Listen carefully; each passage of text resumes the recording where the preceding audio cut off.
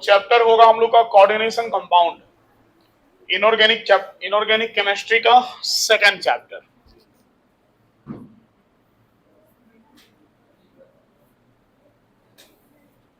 चलो जरा समझा जाए कि कोऑर्डिनेशन कंपाउंड क्या होता है। बड़ा इंपॉर्टेंट चैप्टर है कोऑर्डिनेशन कंपाउंड। जो कोऑर्डिनेशन कंपाउंड्स चैप्टर है ये आपके नीट और जेई दोनों में 1 से 2 क्वेश्चन तो श्योर देके जाता है, मतलब एकदम पक्का आने वाला टॉपिक है। और प्लस बोर्ड एग्जाम के पॉइंट्स ऑफ व्यू से भी इंपॉर्टेंट है, क्वेश्चन आता ही है। थोड़ा कंसेप्चुअल चैप्टर है, लेकिन अगर कंसेप्ट को अच्छे से क्लियर करके चलते हैं तो इसका क्वेश्चन डायरेक्ट बन जाता है, क्योंकि इसका क्वेश्चन थ्योरेटिकल कम रहता है और कंसेप्ट बेस्ड ज्यादा रहता है। इसमें नॉमेनक्लेचर है, इसमें आइसोमेरिज्म है, ठीक है। तो उन सब टॉपिक में नॉमेनक्लेचर, आइसोमेरिज्म या फिर वीवीटी है, valence bond theory, crystal field theory, तो वो सब जो होता है कंसेप्चुअल टॉपिक होता है। कहीं ना कहीं हम लोग वीवीटी ये सब 11 क्लास में उन सब का बेसिक ऑलरेडी पढ़ भी चुके हैं, लेकिन यहाँ थोड़ा एडवांस मिलेगा, क्योंकि यहाँ हम लोग को कॉम्प्लेक्स कंपाउंड के लिए पढ़ना है। कोऑर्डिनेशन कंपाउंड का जो दूसरा नाम है वो है कॉम्प्लेक्स कंपाउंड, ठीक है। देखो, जो कोऑर्डिनेशन कंपाउंड चैप्टर है, सबसे पहले तो कोऑर्डिनेशन कंपाउंड इसका नाम क्यों पड़ा हम लोग ये डिस्कस करेंगे। तो बाबू, कोऑर्डिनेशन कंपाउंड इसलिए नाम पड़ा क्योंकि इसमें जो मॉलिक्यूल होगा, उस मॉलिक्यूल में जो मैक्सिमम बॉन्ड का संख्या होगा वो कैसा बॉन्ड होगा, कोऑर्डिनेट बॉन्ड होगा। जब हम लोग 11 क्लास में बॉन्ड के बारे में डिस्कस कर रहे थे तो वहां पे हम लोग 2 तरह का बॉन्ड पढ़े थे, कोवलेंट बॉन्ड और कोऑर्डिनेट बॉन्ड। वैसे तो आयनिक बॉन्ड और भी बहुत सारा पढ़े थे, लेकिन जब कोवलेंट बॉन्ड का प्रॉपर्टी चल रहा था, लिविस डॉट स्ट्रक्चर वगैरह चल रहा था, तो उस समय हम लोग 2 टाइप का बॉन्ड डिस्कस किए थे, जिसमें कोवलेंट में कहीं कहीं कोऑर्डिनेट बॉन्ड भी आ जाता था। जैसे हमको याद आ रहा है कि हम नाइट्रिक एसिड का एग्जांपल बताए थे, उसमें ऑक्सीजन के साथ हमको कोऑर्डिनेट बॉन्ड मिल गया था। तो कोऑर्डिनेट बॉन्ड जो होता है वो कैसे बनता है, तो वो one sided sharing of electron से बनता है। कोवलेंट बॉन्ड जो होता है वो दोनों साइड का शेयरिंग से बनता है, इक्वल शेयरिंग से बनता है। लेकिन जो कोऑर्डिनेट बॉन्ड होता है वो one sided sharing of electron से बनता है। जिस बॉन्ड में दोनों का दोनों इलेक्ट्रॉन किसी एक ही एटम का हो, तो इसलिए हम लोग बोल देते हैं कि one sided sharing of pair of electron. उस पूरे बॉन्ड पेयर का इलेक्ट्रॉन किसी एक ही साइड के एटम से दिया गया हो, दूसरे साइड का एटम से नहीं। समझे बात को? ये एक तरफा मोहब्बत है, मतलब एक एटम जो है एक बॉन्ड बनाने में अपना दोनों का दोनों इलेक्ट्रॉन दे देता है, और दूसरे एटम का कोई इलेक्ट्रॉन उसमें पार्टिसिपेट नहीं करता। जैसे अभी हम नाइट्रिक एसिड का एग्जांपल लिए, तो हम एक बार नाइट्रिक एसिड का स्ट्रक्चर बनाना चाहेंगे। अगर तुमको याद हो तो हम लोग नाइट्रिक एसिड का स्ट्रक्चर ऐसे बनाते हैं, इस तरीके से बनाते हैं, HNO3, ठीक है।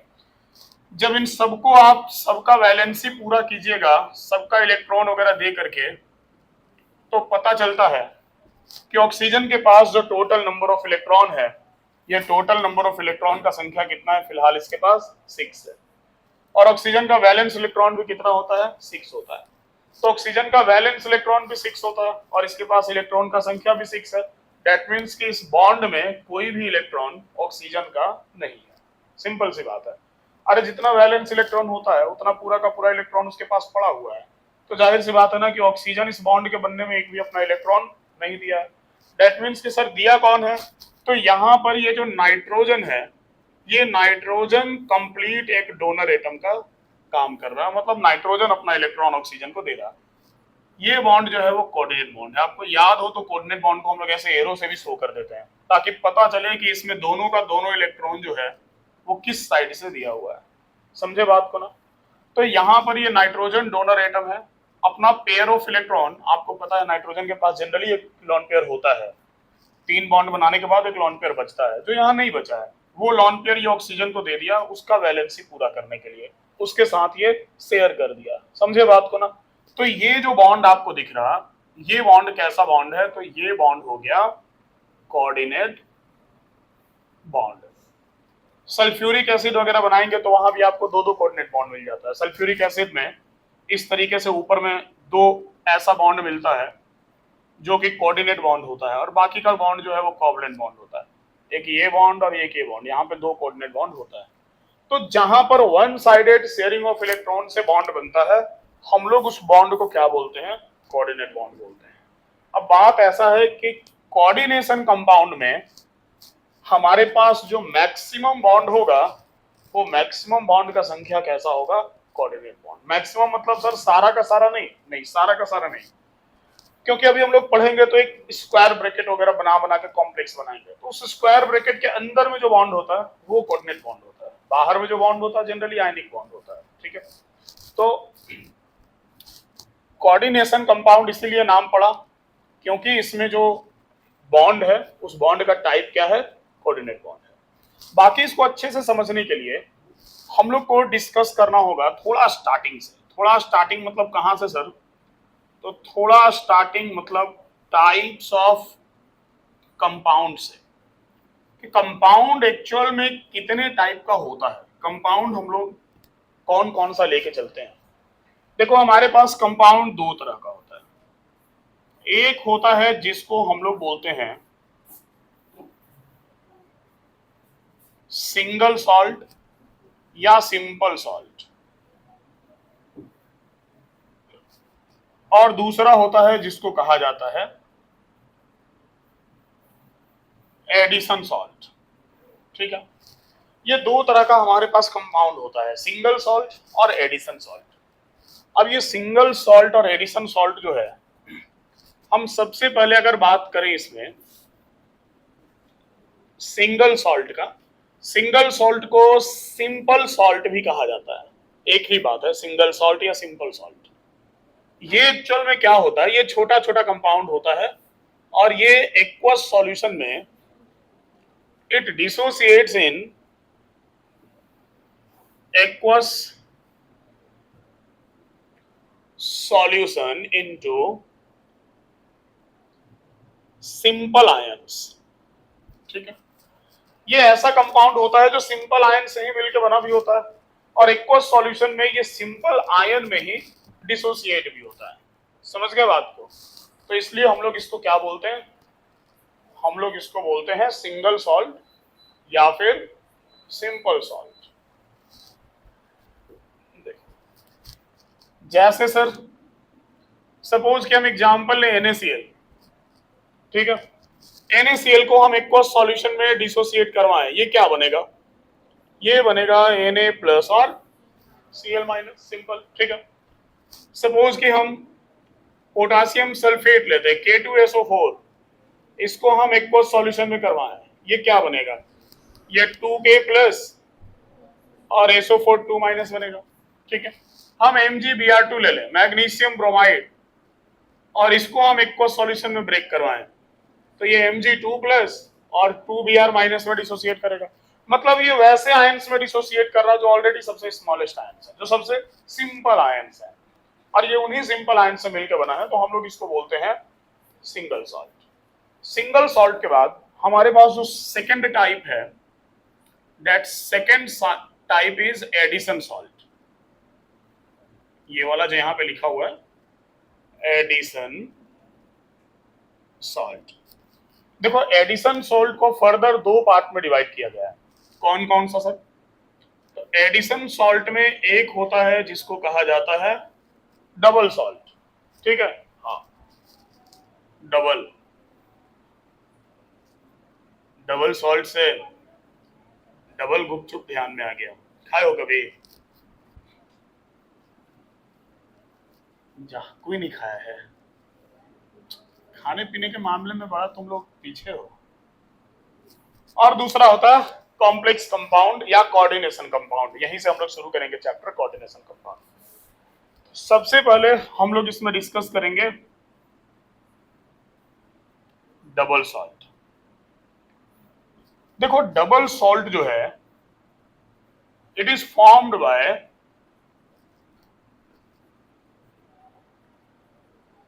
Addition of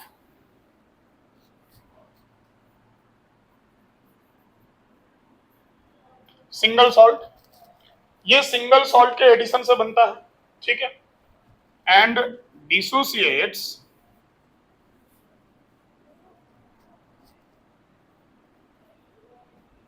in aqueous solution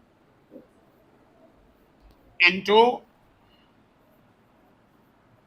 ions of single salt। ये सिंगल सॉल्ट के एडिशन से बनता है तो डेफिनेटली डिसोसिएट भी करेगा, तो ये सिंगल सॉल्ट्स के आयन में ही डिसोसिएट करेगा। ठीक है, जैसे इसके एग्जाम्पल में मान लो हम एक एग्जाम्पल लेते हैं पोटासियम। ठीक है, हाँ पोटासियम, जिसको कॉमनली हम लोग फिटकरी बोलते हैं। ठीक है, तो पोटासियम का फॉर्मूला क्या होता है? पोटासियम का फॉर्मूला नीचे इसमें दिखेगा नहीं, यहां लिख देते हैं हम K2SO4 डॉट Al2SO4 का होल थ्राइस डॉट 12H2। ठीक है, ये पोटासियम है। अब डबल सॉल्ट है तो थोड़ा बड़ा रहेगा, दो दो तीन तीन सिंगल सॉल्ट वगैरह को एडिशन करने के बाद जाकर डबल सॉल्ट बनता है, तो थोड़ा सा बड़ा तो रहेगा। ठीक है, या फिर हम इसमें एग्जाम्पल ले सकते हैं, एक और बड़ा फेमस सॉल्ट है मोहर सॉल्ट। हाँ मोहर सॉल्ट, बेसिकली मोर सॉल्ट बोला जाता है, लेकिन मोहर बोलिएगा तो आपको ध्यान में रहेगा स्पेलिंग। मोर को आप MOR भी RE भी लिख सकते हैं। ठीक है, तो ज्यादा बेटर है कि हम MOHR मोहर सॉल्ट ही बोले इसको। ठीक है, मोहर सॉल्ट जो होता है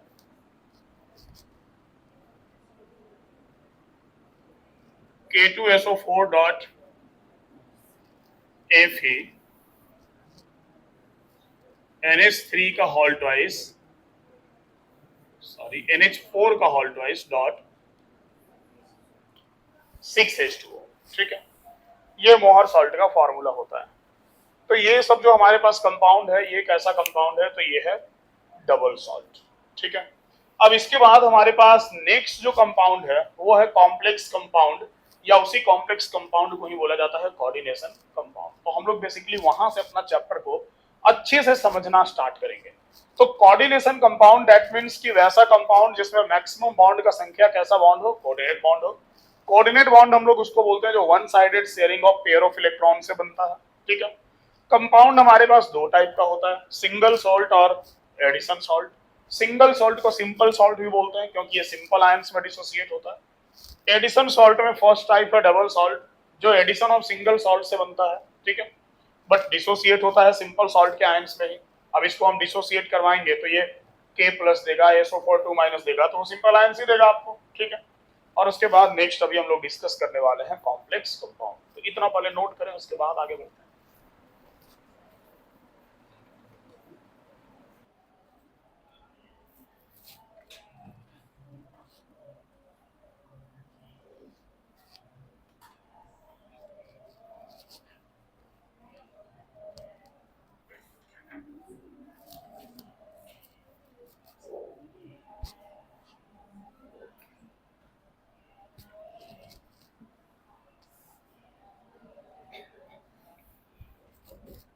देखो, अब नेक्स्ट हम लोग इसमें सेकेंड टाइप जो डिस्कस करेंगे डबल सॉल्ट के बाद, वो सेकेंड टाइप होगा हमारा कॉम्प्लेक्स कंपाउंड। और इसी कॉम्प्लेक्स कंपाउंड को हम लोग बोलेंगे कोऑर्डिनेशन कंपाउंड।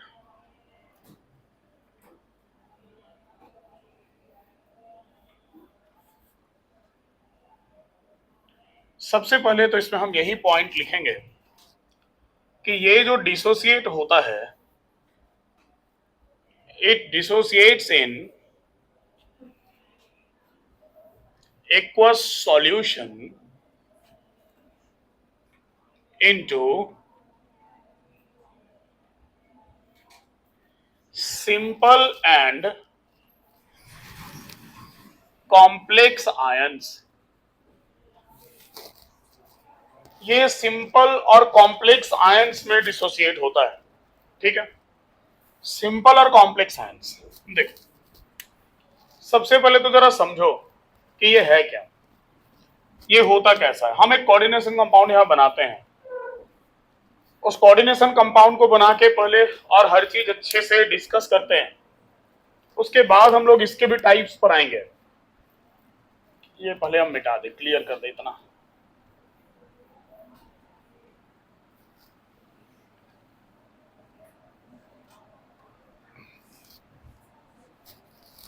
देखिए, जैसे सपोज कि हम एक कंपाउंड लिखते हैं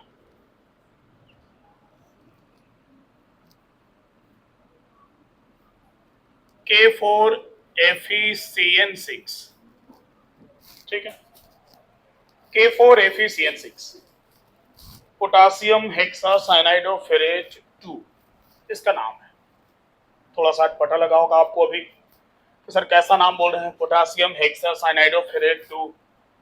लेकिन अभी हम जो नाम बोल रहे हैं ये आपको भले अटपटा लग रहा होगा, बट नेक्स्ट क्लास या उसके बाद आप इस नाम को खुद लिख पाइएगा, और इससे भी कॉम्प्लेक्स कॉम्प्लेक्स नेम्स को आप खुद लिख पाइएगा। आपको हम IUPAC नॉमेनक्लेचर इन कंपाउंड्स का जब सिखा देंगे तो। हाँ, थोड़ा कॉम्प्लेक्स जरूर है, मतलब कॉम्प्लेक्स सिर्फ दिखने में नहीं, कॉम्प्लेक्स समझने में भी है, लेकिन हम आसानी से समझा देंगे बढ़िया से। घर पे रिवीजन करना पड़ेगा, तो जो बच्चा को रिवीजन करने का आदत नहीं है, बस थोड़ा समस्या उसी को है। और वो समस्या हमको लगता है कि सबको है। क्या रिवीजन करते हो घर पे तुम लोग?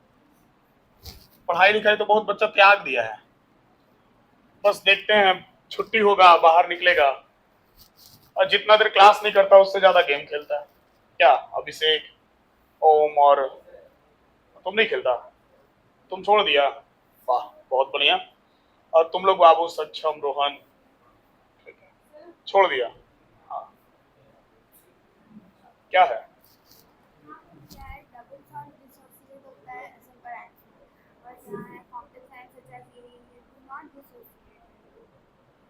छोड़ो ना, लिखने दो उसको, हम जो पढ़ा रहे हो पढ़ो ना। देखो वो क्या लिखा हम पढ़ा देंगे, उसके बाद सब समझ में आ जाएगा। अभी तो हम पढ़ाए ही नहीं और तुम पूछ ली। कम से कम समझ तो लो पूरा, उसके बाद पूछना कि वो क्लियर है कि नहीं है। हाँ तो बाबू तुम लोग क्लास के बाद, हम फिजिक्स के बाद भी कल देखे तुम लोग पूरा गेम खेलने में लगे हुए थे, केमिस्ट्री के बाद भी निकलोगे पूरा गेम खेलने में लग जाओगे। हाँ? देखो, हाँ तो हम क्या बोल रहे हैं कि it dissociates in aqua solution into simple and complex ion. ये जो डिसोसिएट करेगा ये सिंपल और कॉम्प्लेक्स आयंस में डिसोसिएट करेगा, ठीक है। सिंपल और कॉम्प्लेक्स, सबसे पहले तो आपको यही समझना होगा कि सर ये सिंपल और कॉम्प्लेक्स हम लोग बोलते किसको है। देखो, जो स्क्वायर ब्रैकेट के बाहर होगा, जो स्क्वायर ब्रैकेट के बाहर होगा उसको बोला जाता है सिंपल, और जो स्क्वायर ब्रैकेट के अंदर होता है उसको बोला जाता है कॉम्प्लेक्स। स्क्वायर ब्रैकेट के बाहर वाले को हम लोग क्या बोलते हैं? सिंपल, और स्क्वायर ब्रैकेट के अंदर वाले को हम लोग क्या बोलते हैं? कॉम्प्लेक्स। अब जब हम ये लैंग्वेज लिखे हैं तो हम इसको समझाने के पॉइंट्स ऑफ व्यू से इसको थोड़ा सा डिसोसिएट करके दिखा देते हैं, लेकिन आपको जब तक हम ये डिटेल में नहीं समझाएंगे तब तक ना आपको मजा आएगा और ना हमको मजा आएगा। तो ये सिंपल आयन और कॉम्प्लेक्स आयन में डिसोसिएट कर जाएगा।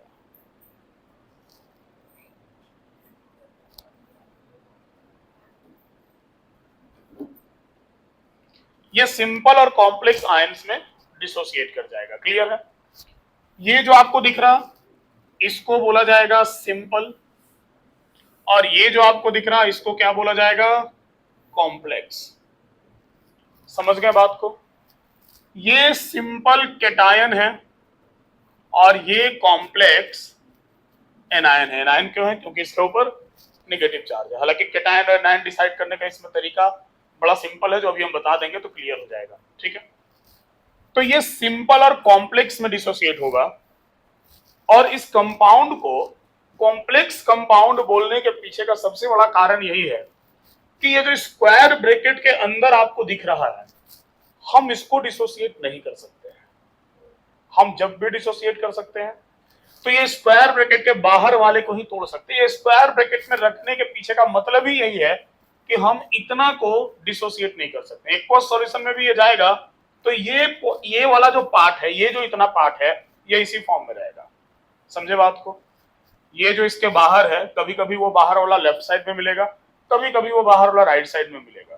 तो वो जो बाहर है वो लेफ्ट और राइट का भी अलग फंडा है, अभी क्लियर करेंगे। तो वो जो बाहर है वो एक्वस सॉल्यूशन में डिसोसिएट हो जाएगा। लेकिन आप सोचिएगा कि आप यहाँ से आयरन को निकाल लें, यहाँ से साइनाइड को निकाल लें, तो ये पॉसिबल नहीं है। इसी वजह से इस आयन को कैसा आयन बोला जाता है? Complex ion. समझे? यही ना लिखा हुआ है, इसलिए तो बोले थोड़ा सब्र रखो, सब क्लियर हो जाएगा। तो इसको बोला जाता है कॉम्प्लेक्स आयन, और इसको क्या बोला जाता है? Simple ion. समझ गए? तो कॉम्प्लेक्स कंपाउंड भी इसीलिए बोला जाता है बिकॉज ये सिंपल एंड कॉम्प्लेक्स आयंस में डिसोसिएट होता है। अब जरा इसके नहीं, इसके टाइप्स पर नहीं, थोड़ा एक छोटा सा टॉपिक इसी में बीच में इंटर करवाते हैं हम, और वो छोटा सा टॉपिक है कोऑर्डिनेशन स्फीयर। तब हम आएंगे इसके टाइप्स पर। ठीक है, कोऑर्डिनेशन स्फीयर। कोऑर्डिनेशन स्फीयर क्या कहलाता है, जरा ये सीखना। ये जो कोऑर्डिनेशन स्फीयर है, मान लो हम इसी कंपाउंड को ले रहे हैं, ठीक है, आपको ऑक्सीडेशन नंबर वगैरह का हम बोले थे घर से पढ़ने के लिए, थोड़ा पढ़े कि नहीं? खैर छोड़ो, बाद में पूछेंगे पढ़े कि नहीं पढ़े, पहले जरा जो समझना है उसको समझा जाए। आज का काम आपका ऐसे ही हो जाएगा। ये एक कोऑर्डिनेशन स्फीयर है, ठीक है, ये पूरा स्फीयर है। अब इस कोऑर्डिनेशन स्फीयर में कौन क्या है ये जानना आपके लिए बेहद जरूरी है। ठीक है, कि कौन क्या है, चलिए जरा समझा जाए कि कौन क्या है। देखो, सबसे पहला बात, जो स्क्वायर ब्रैकेट के बाहर रहेगा उसको बोला जाएगा सिंपल। ठीक है, जो स्क्वायर ब्रैकेट के अंदर रहेगा उसको बोला जाएगा कॉम्प्लेक्स। क्लियर है ना? जो बाहर रहेगा उसको क्या बोलेंगे? सिंपल, और जो स्क्वायर ब्रैकेट के अंदर रहेगा उसको क्या बोलेंगे? कॉम्प्लेक्स। ठीक है, इस कॉम्प्लेक्स के अंदर आपको सबसे पहले एक ट्रांजिशन मेटल मिलेगा। ठीक है, ट्रांजिशन ही मिलेगा। कुछ कुछ केसेस में पी ब्लॉक का कोई कोई एलिमेंट आता है जो हम लोग पढ़ेंगे, बट 99% केसेस में आपको यहां पर जो मेटल मिलेगा वो कौन सा मेटल मिलेगा? ट्रांजिशन मेटल मिलेगा, डी ब्लॉक एलिमेंट्स का मेटल मिलेगा। समझ गए बात को? इसीलिए डी ब्लॉक के जस्ट बाद इसको पढ़ा भी जाता है ना, कि ज्यादा बेटर क्लियर होगा, क्योंकि इस पूरे चैप्टर में आपको ट्रांजिशन मेटल मिलेगा, खासकर 3D सीरीज वाला। उसके कन्फ्यूग्रेशन, ऑक्सीडेशन स्टेट, इन सब का जरूरत पड़ेगा, जो हम लोग ऑलरेडी पढ़ के अभी जस्ट आए हैं। समझ में ज्यादा बेटर आएगा। तो यहां पर आपको सबसे पहले एक ट्रांजिशन मेटल मिलेगा, और इस ट्रांजिशन मेटल को बोला जाता है सेंट्रल मेटल एटम। इस ट्रांजिशन मेटल को हम लोग क्या बोलते हैं? सेंट्रल मेटल एटम, या फिर शॉर्ट में प्यार से हम लोग इसको बोलेंगे CMA। समझ गए बात को ना? हाँ, पूरा नाम है central metal atom, but short में इसको क्या बोला जाएगा? CMA। इस CMA के अलावा इस कॉम्प्लेक्स के अंदर जो कुछ भी होगा, जैसे यहां आपको 6 साइनाइड दिख रहा है, और जरूरी नहीं है कि सिर्फ साइनाइड हो, एक से ज्यादा टाइप का मॉलिक्यूल भी हो सकता है। ठीक है, निगेटिव, पॉजिटिव, न्यूट्रल, अलग अलग टाइप का बहुत सारा मॉलिक्यूल होता है, और इन सबको हम लोग एक ही नाम से पुकारते हैं। इनको हम लोग बोलते हैं लिगेंड्स। क्या बोला जाता है? लिगेंड्स। बहुत लोग लाइगेंड्स भी बोलते हैं, गलत बोलते हैं, लिगेंड्स बोला जाता है। बहुत लोग लिगांड्स बोलने लगते हैं, ठीक है, बट इसको लिगेंड्स बोला जाता है। क्लियर है ना? तो ये CMA के अलावा यहाँ जो मॉलिक्यूल होगा, इस पोजीशन को क्या नाम दिया गया है? लिगेंड्स। ये एक्चुअल में एक पोजीशन है, यहाँ पे जगह बदल दूसरा दूसरा मॉलिक्यूल रह सकता है। समझे बात को ना? तो सबसे पहले ये स्क्वायर ब्रैकेट के अंदर जो है वो क्या हो गया? सिंपल। स्क्वायर, सॉरी नोट अंदर, बाहर ना, स्क्वायर ब्रैकेट के अंदर जो है वो क्या हो गया? कॉम्प्लेक्स। उस कॉम्प्लेक्स के अंदर जो ट्रांजिशन मेटल है उसको हम क्या बोलेंगे? CMA। उस CMA के अलावा जो होगा उसको क्या बोला जाएगा? लिगेंड्स। इतना क्लियर हुआ? अरे बोलो। ठीक है, अब देखो, अब इसमें दो टर्मिनोलॉजी और हम लोग सीख ले जरा, जिसमें एक है coordination number. Coordination number, coordination number कुछ खास नहीं है, ये है number of coordinate bond between CMA and ligands. CMA और लिगेंड्स के बीच में कितना कोऑर्डिनेट बॉन्ड बन रहा है उसी को बोला जाएगा क्या, कोऑर्डिनेशन नंबर। अब यहां पर 6 साइनाइड है, CN के ऊपर -1 चार्ज होता है, एक साइनाइड एक कोऑर्डिनेट बॉन्ड बनाता है, तो टोटल 6 साइनाइड 6 कोऑर्डिनेट बॉन्ड बनाएगा। तो उस हिसाब से इसके अंदर, इस पार्टिकुलर कॉम्प्लेक्स के अंदर जो कोऑर्डिनेशन नंबर है वो क्या हो गया, 6 हो गया। ठीक है। कभी कभी यहां पर आपको वैसा भी मॉलिक्यूल मिलेगा जिसमें एक मॉलिक्यूल एक से ज्यादा बॉन्ड बना सकता है, 2 बना सकता है, 4 बना सकता है। EDTA वगैरह नाम का मॉलिक्यूल होता है जो 6 बना सकता है। तो कौन कितना बना सकता है वो जब हम आपको बताएंगे तब आपको पता चलेगा, अभी आपको नहीं पता है। फिलहाल हम आपको बता दिए कि साइनाइड एक ही बॉन्ड बनाता है, तो उस बेसिस पर 6 साइनाइड टोटल 6 बॉन्ड बनाएगा, तो कोऑर्डिनेशन नंबर 6 हो गया। समझे, क्लियर है। इसके बाद एक और पॉइंट, ऑक्सीडेशन नंबर। तो बाबू ऑक्सीडेशन नंबर क्या होता है अब ये बताने की जरूरत तो नहीं है।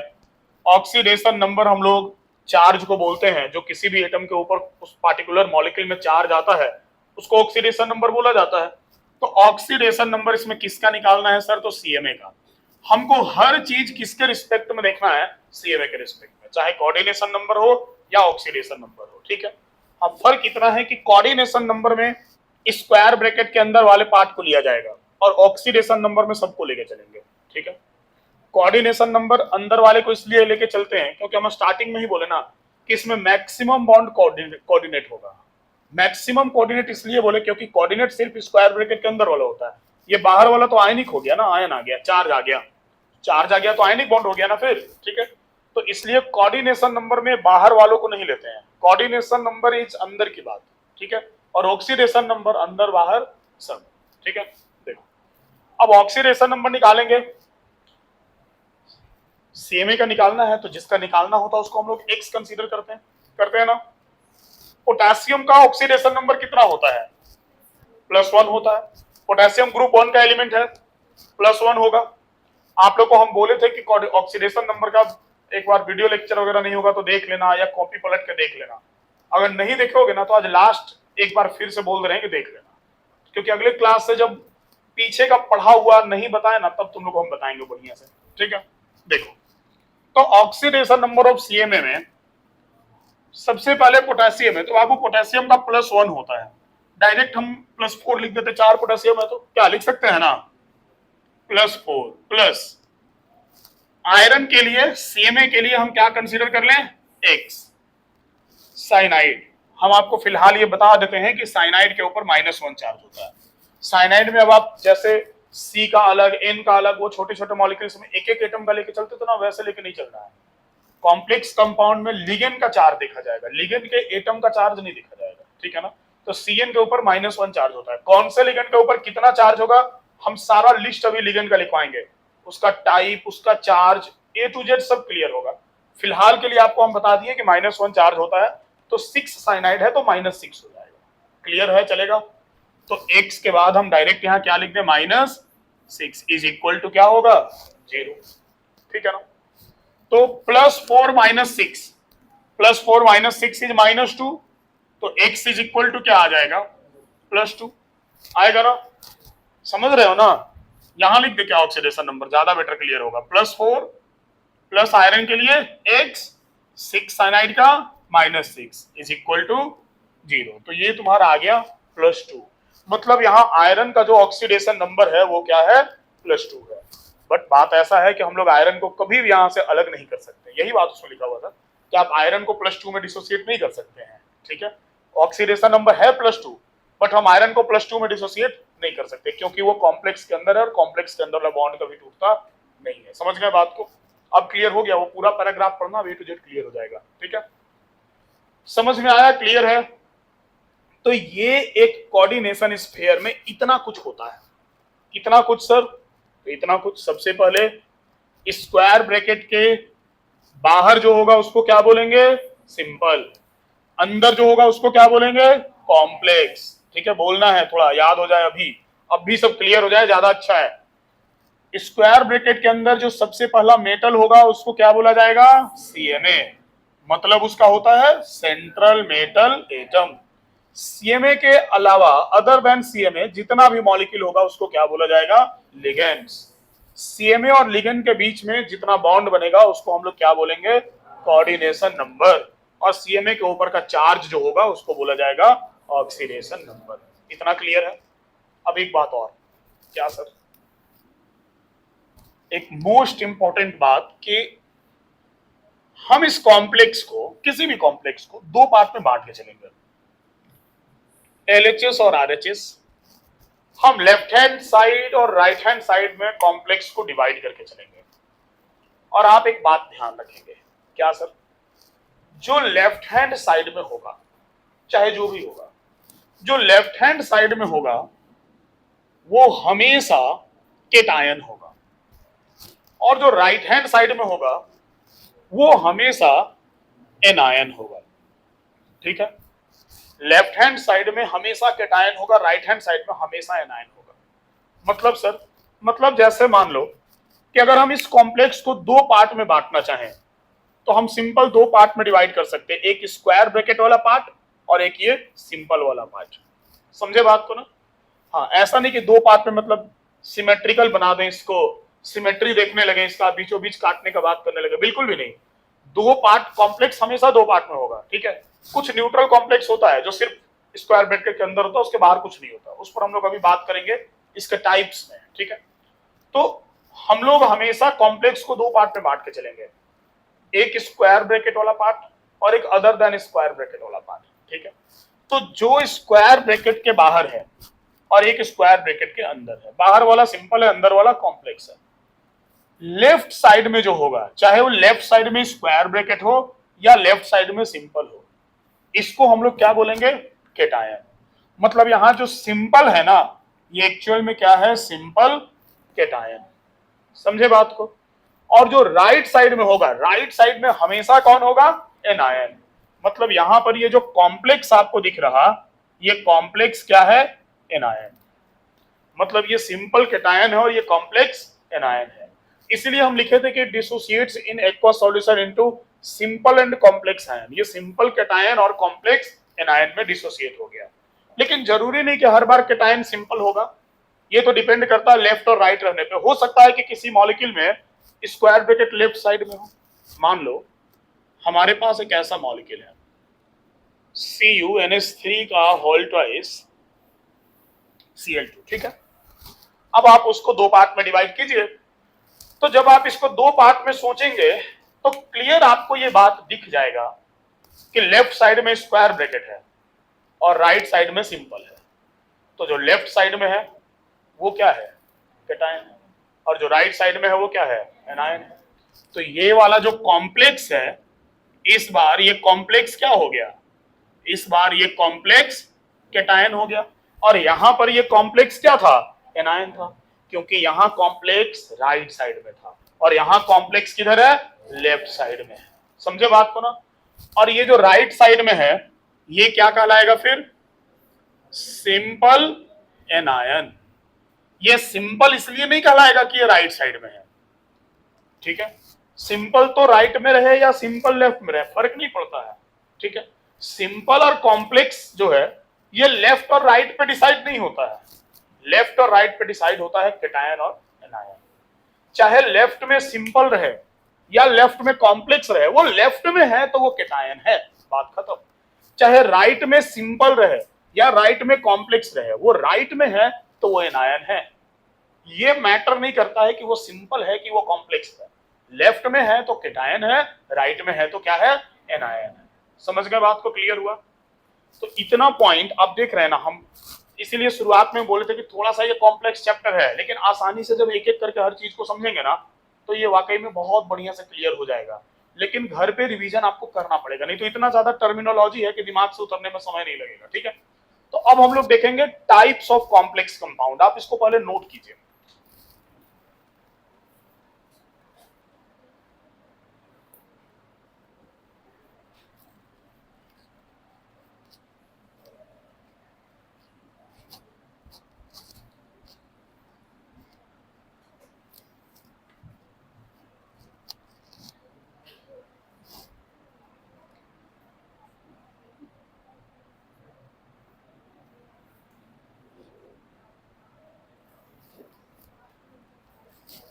पूरा मिटा दें।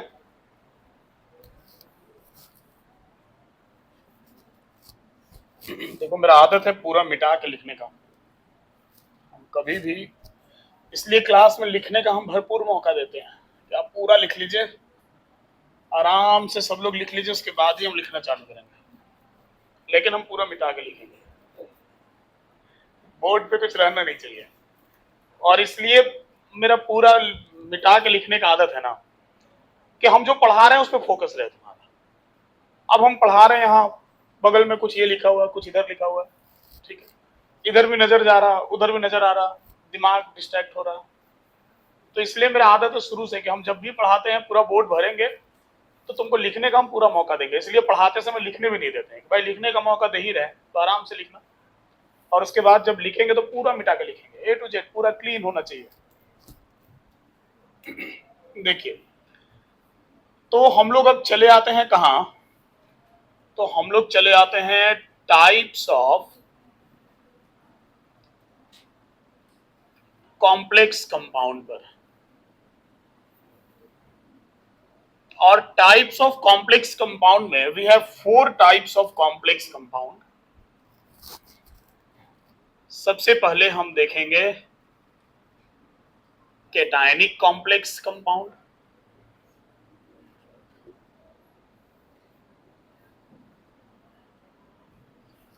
केटायनिक कॉम्प्लेक्स कंपाउंड के बाद सेकंड हमारा होगा anionic complex compound,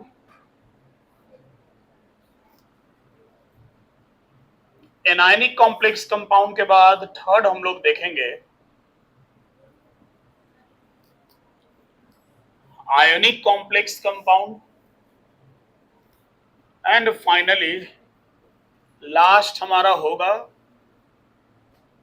neutral complex compound. ये हमारे पास 4 टाइप्स ऑफ कॉम्प्लेक्स कंपाउंड्स हैं, cationic, anionic, ionic and neutral. सबसे पहले केटायनिक complex compound,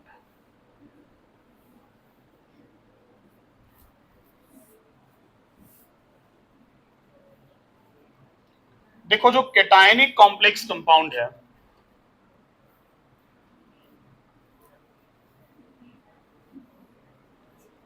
it dissociates in aqueous solution into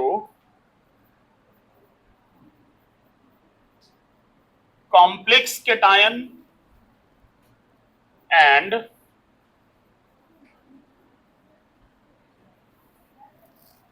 simple anion. इसमें केटायन कॉम्प्लेक्स होगा और एनायन क्या होगा, सिंपल होगा, इसलिए हम इसको बोलेंगे केटायनिक कॉम्प्लेक्स कंपाउंड। ठीक है, जैसे सपोज कि हम एक एग्जांपल लेते हैं CO NH3 का होल ट्वाइस Cl3, और इसको हम ब्रेक करवाएं, CO is cobalt, remember CO carbon monoxide वगैरह नहीं है, कोबाल्ट है, इसलिए हम O को स्मॉल स्पेशली करके लिखे हैं ताकि आपको ध्यान में रहे कि यहाँ पर CMA आएगा हमेशा, इसलिए आप कुछ फालतू फालतू नहीं सोच लेंगे। NH3 का होल ट्वाइस, क्लोराइड के ऊपर Cl के ऊपर -1 चार्ज होता है, 3 क्लोरीन निकलेगा तो -3 लेके निकलेगा, तो यहाँ पर क्या आ जाएगा +3 और 3Cl-। केटायन कॉम्प्लेक्स है और एनायन क्या है, सिंपल है, तो इस वजह से इसको केटायनिक कॉम्प्लेक्स कंपाउंड बोलेंगे। ठीक है, जरूरी नहीं कि हम ऐसे डिसोसिएट करके दिखाएं तभी तुमको समझ में आता, ऐसे भी तुमको क्लियर था कि लेफ्ट साइड में हमारा कॉम्प्लेक्स है, तो जो लेफ्ट साइड में रहता है वो केटायन होता है, और लेफ्ट साइड में कॉम्प्लेक्स है तो ये कॉम्प्लेक्स केटायन है, सिंपल सा बात है, समझ रहे बात को ना। इसके बाद सेकंड नंबर है हमारे पास एनायनिक कॉम्प्लेक्स कंपाउंड्स। देखो जो एनायनिक कॉम्प्लेक्स कंपाउंड है, अब तो क्लियर है सब कुछ इसके बारे में, It dissociates in aqueous solution into complex anion and simple cation. इसका एनायन कॉम्प्लेक्स होगा और केटायन सिंपल होगा। मतलब जैसा हम लोग फर्स्ट वाला एग्जांपल लिए थे ना, उस टाइप का कुछ एग्जांपल अगर हम ले लें,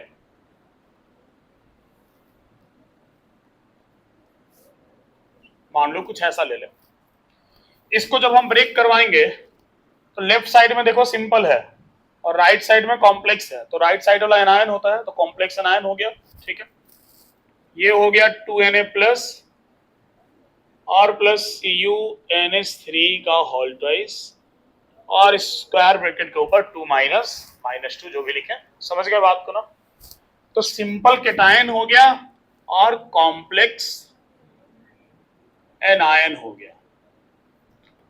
इसके बाद हमारे पास थर्ड है आयनिक कॉम्प्लेक्स कंपाउंड। और इस आयनिक कॉम्प्लेक्स कंपाउंड का मतलब है it dissociates in aqueous solution into complex cation and complex anion। कुछ हमारे पास वैसे भी कंपाउंड्स हैं जिसमें दो दो कॉम्प्लेक्स से ही मिलकर बना हुआ है, जिसमें सिंपल है ही नहीं। जैसे मान लो हमारे पास कुछ ऐसा कंपाउंड है, मान लो हम यहां ले लेते हैं NH3 ले ले, कुछ अभी न्यूट्रल टाइप का लिगेंड हम लेके चल रहे हैं ताकि आपको समझ में खैर तुमको क्या आएगा अभी, जब तक तुम चार्ज डिसाइड नहीं कर पाओगे। देखो ये दो कंपाउंड नहीं है, ये एक है। ठीक है, ये दो कॉम्प्लेक्स से ही मिलकर बना है। तो जब हम इसको डिसोसिएट करवाएंगे बाबू, तो एक के ऊपर प्लस दूसरे के ऊपर माइनस आएगा। ठीक है, तो ये बन जाएगा तुम्हारा CuNH3 का NH3 का होल ट्वाइस है प्लस 4, 4 क्लोरीन है, उस रिस्पेक्ट में हम प्लस 4 दे दिए और यहां बन जाएगा PtCl4 और ये -4 आ गया। समझ गया बात को ना? तो एक तुम्हारा केटायन भी कॉम्प्लेक्स हो गया और एनायन भी क्या हो गया, कॉम्प्लेक्स हो गया। दोनों का दोनों कॉम्प्लेक्स है, तो इसलिए हम लोग इसको बोलेंगे ionic complex compound. Overall ions are complex. एक लास्ट हमारे पास बचता है न्यूट्रल कॉम्प्लेक्स कंपाउंड, और ये थोड़ा हठी है। हठी मतलब ये नहीं मानेगा, डिसोसिएट नहीं करेगा।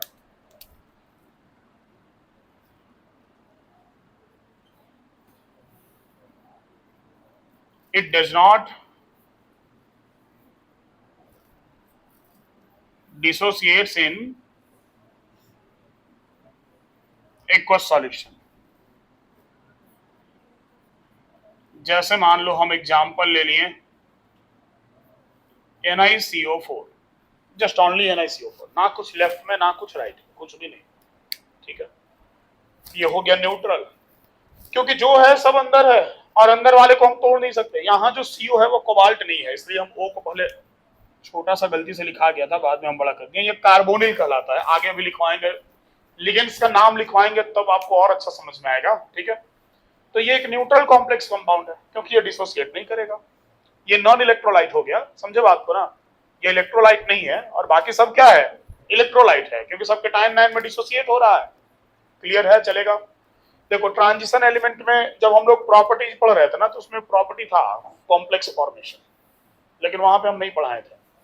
ठीक है, ट्रांजिशन एलिमेंट के प्रॉपर्टी में सब सारा प्रॉपर्टी, जनरल प्रॉपर्टी पढ़ रहे थे ना, तो उसमें प्रॉपर्टी था कॉम्प्लेक्स फॉर्मेशन। जैसे कलर वाला प्रॉपर्टी था तो हल्का फुल्का वहां बता दिए थे, फिर बोले थे इस चैप्टर में मिलेगा, आगे मिलेगा, इस चैप्टर के लास्ट में मिलेगा। कॉम्प्लेक्स फॉर्मेशन भी एक टॉपिक था, लेकिन नहीं पढ़ाए थे। इसलिए नहीं पढ़ाए थे कि वो चीज आपको यही समझ में आता कि एक्चुअल में कॉम्प्लेक्स होता क्या है। तो आप देख रहे हैं ना, जितना भी कॉम्प्लेक्स कंपाउंड पढ़ रहे हैं सबका सेंट्रल मेटल क्या है, ट्रांजिशन एलिमेंट है। तो ट्रांजिशन एलिमेंट का एक ये भी प्रॉपर्टी है कि वो नंबर ऑफ कॉम्प्लेक्स कंपाउंड का फॉर्मेशन करता है। समझ गए? और नंबर ऑफ कॉम्प्लेक्स कंपाउंड का फॉर्मेशन करने के पीछे का सबसे बड़ा रीजन है ना कि उन सबका ऑक्सीडेशन स्टेट बहुत ज्यादा होता है, वेरिएबल होता है। +2 भी शो कर रहा, +3 भी कर रहा, +4 भी कर रहा, +5 भी कर रहा। देख रहे थे ना, मैग्नीज +2 से लेकर +7 तक कर देता है। तो इस वजह से कॉम्प्लेक्स का फॉर्मेशन ज्यादा होता है। समझे? क्लियर है? नोट कीजिए इतना।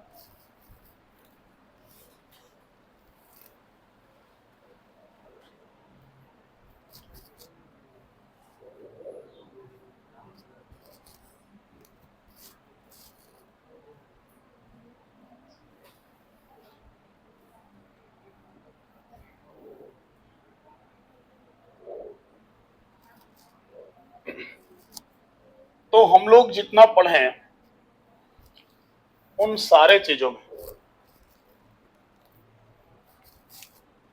अब तक जो भी हम लोग डिस्कस किए, जैसे ये कंपाउंड हमारे सामने पड़ा हुआ है Na2Cu NH3 का होल ट्वाइस दिस कंपाउंड, ये कंपाउंड है। तो हम लोग जितना डिस्कस किए उसके अकॉर्डिंग अगर बात करें तो ये Na2+ को हम लोग क्या बोलेंगे बताओ?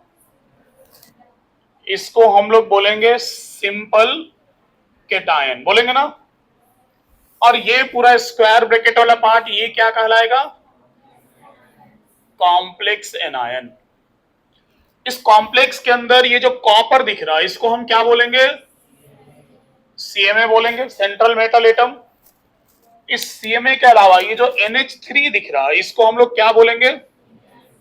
लिगेंड्स बोलेंगे। समझ गए? क्लियर है ना?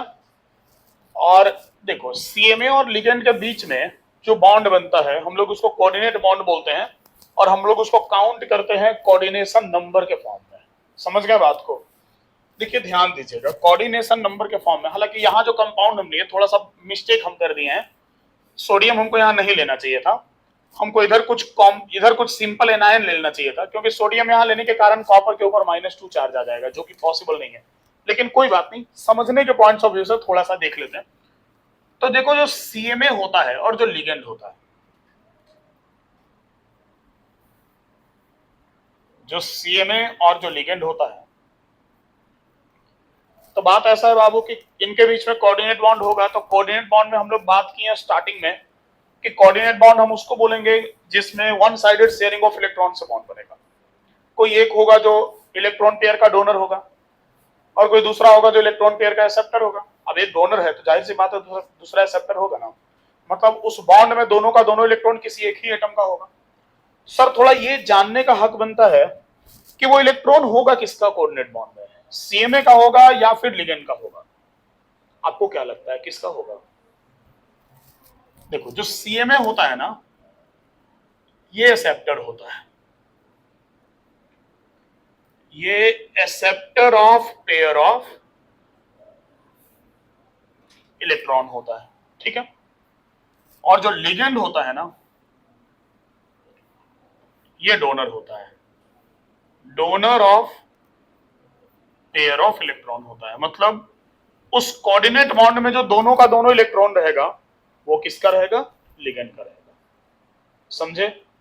इसी वजह से लिगेंड जो होता है, मैक्सिमम लिगेंड का जो संख्या है ना वो नेगेटिव है, पॉजिटिव लिगेंड का क्वांटिटी बहुत कम है, ठीक है। क्योंकि अब पॉजिटिव हम बोल दिए तो तुम्हारे मन में भी आ सकता है कि सर जो खुद पॉजिटिव होगा वो इलेक्ट्रॉन कहां से देगा, लेकिन कुछ कुछ एक्सेप्शन ऐसा है जो पॉजिटिव चार्ज होते हुए भी इलेक्ट्रॉन देता है। तो जनरली इसमें तुमको नेगेटिव मिलेगा और न्यूट्रल मिलेगा, जिसके ऊपर लॉन पेयर वगैरह होता है उसको न्यूट्रल बोलते हैं। फिलहाल के लिए अब जब तक लिगेंड के बारे में पढ़ा नहीं देते हैं तब तक आगे का कहानी क्लियर नहीं होने वाला, सिंपल सा बात है, ठीक है। इसलिए फिलहाल के लिए आज हम लोग जितना पढ़ें उतना हम लोग माइंड में बस इतना कुछ रख के जाएंगे कि किसको क्या बोलते हैं, ठीक है। और उसके बाद CMA acceptor of pair of electron होता है। Acceptor of pair of electron को क्या बोलते हैं? लेविस एसिड या लेविस बेस? ध्यान में आ रहा? Lewis base. और जो donor of pair of electron होता है वो क्या होता है? Lewis acid. मतलब यहां पर लिगेंड का नेचर लेविस एसिड का है और CMA का नेचर यहां पर लेविस बेस का है। या लेविस एसिड और लेविस बेस का कंसेप्ट हम लोग आयनिक इक्विलिब्रियम चैप्टर में 11 क्लास में पढ़े हुए थे, ध्यान में है ना? ठीक है, हाँ। तो इतना कुछ आप आज लेके जाइए, और रिक्वेस्ट है कि अगला क्लास एब्सेंट मत मारना, क्योंकि नेक्स्ट क्लास बहुत इंपॉर्टेंट होने वाला है। ठीक है, चलो आज इतना ही रखते हैं, मिलते हैं नेक्स्ट क्लास हम लोग।